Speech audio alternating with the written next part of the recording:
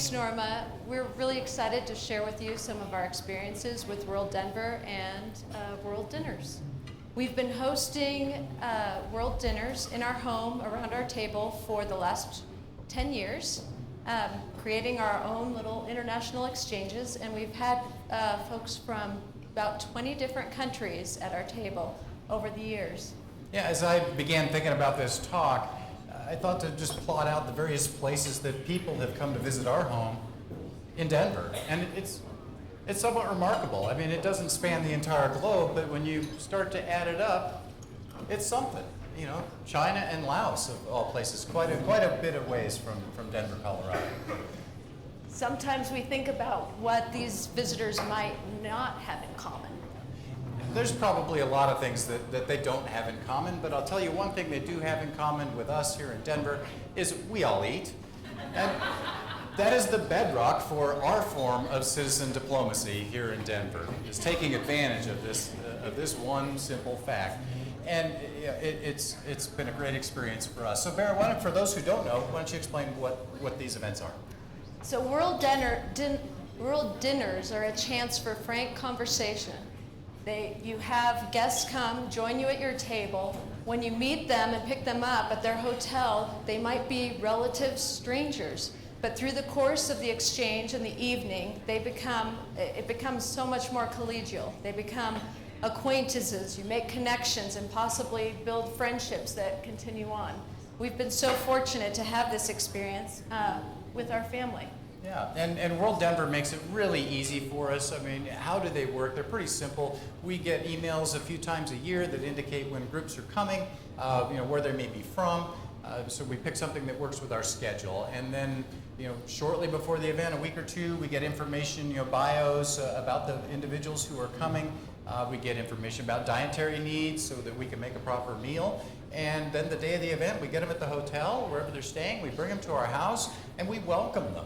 And there's no agenda. We sit down, we enjoy, we engage, we learn, and we share. It's that simple. So, Baret, I think it's useful maybe for people to understand why it is we decided to do this.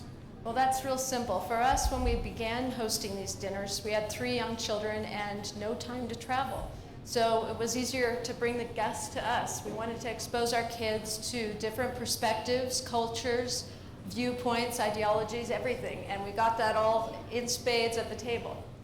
Yeah, and when I think about the things that we've learned, I mean, one of the things I think of is how children have taught us, our children have taught us some things.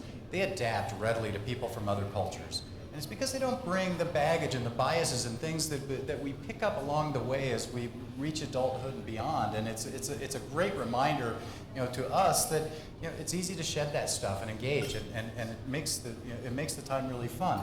I think another thing is that we as Americans have things that are pretty familiar to us, and they can be extraordinary to people from other cultures. So take an example. We've hosted on more than one occasion people to come for Halloween. Now that's something that I grew up with, and it's a fun time, but something very familiar to American culture. Well, it was amazing to see how unusual an event, and I hadn't appreciated it, but through the eyes of somebody else from another culture, and they engaged, they loved it. Kids are an easy common denominator among us all to enjoy and have fun. And every time that we've had people on Halloween, they wind up handing out candy, taking photos with the kids, taking those back home. It's been a lot of fun. But what about you? What do you think of? For me, the greatest takeaway from these dinners and these exchanges is the lasting impressions that they make on us as well as our guests. I have 2 quick stories to illustrate that. One is a gentleman who joined one of our dinners. He was from China. He struggled a bit with his English. As he was trying to say his goodbye, I could see he was formulating it, and he came up and was very formal after the other guests had, bid their goodbye, and said, "You will be a guest in my home." And I said, "Oh, that is such a kind invitation. Thank you so much. It might be many years before we come to China. I do hope we get there. I don't know if you'll remember us. As long as I breathe, you will be a guest in my home."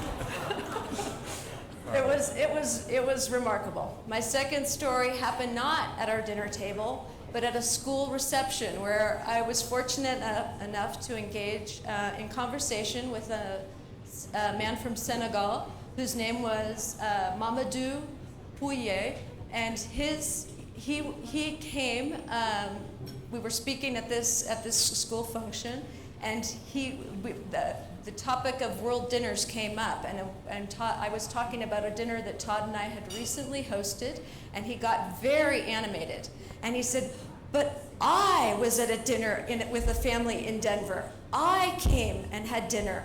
And it turns out he was a Fulbright scholar that had come on the Fulbright program, had a dinner in a home in Denver. He remembered the family, the meal, the details of the home. He was so excited to relive his experience from 20 years ago. It was magic. It made all the work and the energy that Todd and I put into these dinners to make them special. It made it all so worthwhile, and it made us really understand the lasting impression that these exchanges in a home can create. And it made us want to continue to host visitors from the International Visitor Leadership Program. Yeah.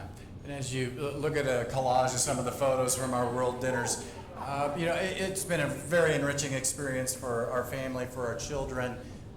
We've truly enjoyed the opportunity, and thank WorldDenver for giving us the opportunity to be citizen diplomats and for bringing the world to Denver. Thank you very much.